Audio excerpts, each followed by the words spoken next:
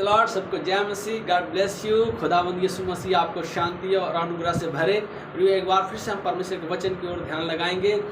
Bible में लिखा है परमेश्वर जीवितों का है, मरों का नहीं है।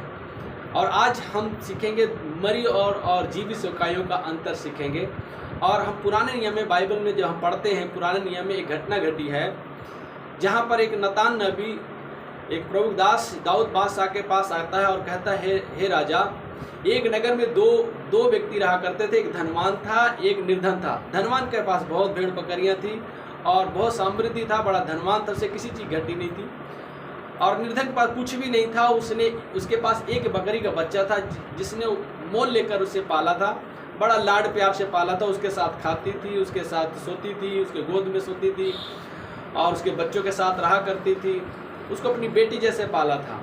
पर एक बार धनवान के घर में एक यात्री आया, तो धनवान ने अपने यात्री के मेहमानबाजी के लिए अपनी भेड़ बकरियों में से कुछ नहीं लिया, पर जाकर उस निर्धन के निर्धन के जो एक बकरी का बच्चा था उसको लेकर काट के पका के यात्री को खिलाया। दाऊद बादशाह जब ये सुना तो उसको बड़ा गुस्सा आया और गुस्से में उसने बोला, जिस व्यक्ति ने ऐसा काम किया है उसको दंड दिया जाएगा, उसको प्राण को दंड दिया जाएगा, क्योंकि उसने कुछ भी दया नहीं किया। इस करके उस बकरी के बच्चे के बदले से 4 गुना भरना पड़ेगा।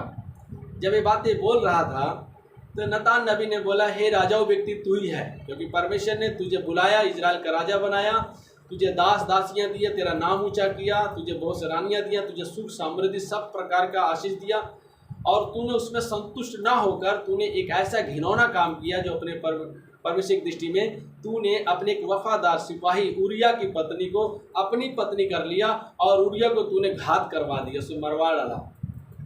इस करके जो घिनौना काम किया है, इस करके तुझ पे विपत्ति आएगी, तुझ पे दंड आएगा, ऐसा पर नतान नबी ने कहा, और तेरा बेटा नहीं बचेगा। उसमें हम जानते हैं कि परमेश्वर जीवितों का है, मरों का नहीं है। जहाँ पाप है वहाँ परमेश्वर नहीं है, जहाँ भोग विलास वहाँ परमेश्वर नहीं है। यहाँ पर हम आज भी 2 तरह की सेवकाइयाँ देखते हैं। एक सेवकाई वो लोग हैं जो प्रभु के दास, प्रभु का वचन सुनकर जीवन देते हैं, समर्पण करते हैं और जाकर रूहों को बचाने के लिए सुसमाचार सुनाते हैं, दिन रात दिन तन मन धन से सेवा करते हैं और रूहों को जीतते हैं, प्रभु बुलाते हैं, कलीसियों का स्थापना करते हैं और हर विश्वासियों को लाड प्यार करके उन्हें मसीह में मजबूत करते हैं और उनको बहुत मजबूत करके आशीष का कलीसियों का स्थापना करते हैं। इस तरह वो परमेश्वर के राज्य के लिए बहुत सफल लाते हैं। तो ऐसे भी एक और सेवकाइयाँ हैं जो सामर्थी हैं, जो पैसे से और धन से, संपत्ति से भरपूर हैं, जो सामर्थी हैं। वो क्या करते हैं, इन छोटी झुंडों की भेड़ बकरियों को अपना शिकार बनाती हैं, उनको ऑफर देते हैं और वो भेड़ बकरियां क्या करती हैं, आशीष पाने के लिए, उन्नति पाने के लिए और तरक्की पाने के लिए उनके पास चली जाती हैं और उनको क्या करते हैं, शिकार बना लेते हैं, उनकी आत्मिक हत्या कर देते हैं।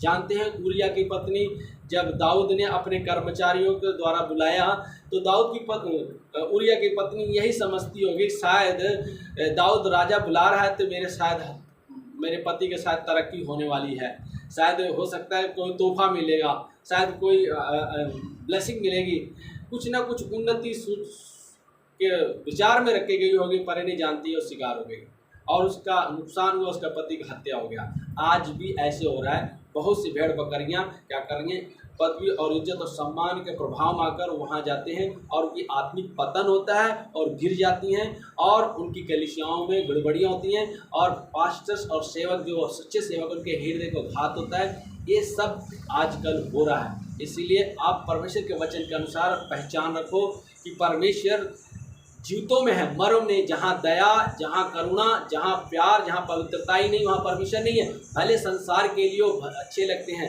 भले संसार के लिए चमक रहे हैं, भले धन संपत्ति और चीज़ों से भरपूर है, परंतु बाइबल में लिखा है परमेश्वर मरों का नहीं, जीवितों का है। जीवित परमेश्वर पवित्र लोगों के बीच में वास करता है। इसलिए आप अपनी कलीसिया, अपने झुंड को, अपने पासवान, अपने सिखाने वाले के साथ वफादार रहें, अपने झुंड, अपने घराने के प्रति वफादार रहें। आप किसी भी चमक और पदवी और उन्नति पाने के लिए इन लोगों के शिकार में ना पड़े। नहीं तो जानते हो बाइबल में लिखा है कि उरिया की पत्नी के साथ बड़ा बुरा व्यवहार हुआ, उसके पति घात किया गया। आज भी बहुत सी कलीसियाओं की हत्या हो रही है और बहुत सी विश्वासियों का आत्मिक जीवन पतन हो रहा है। इसलिए सावधान रहें, बचे।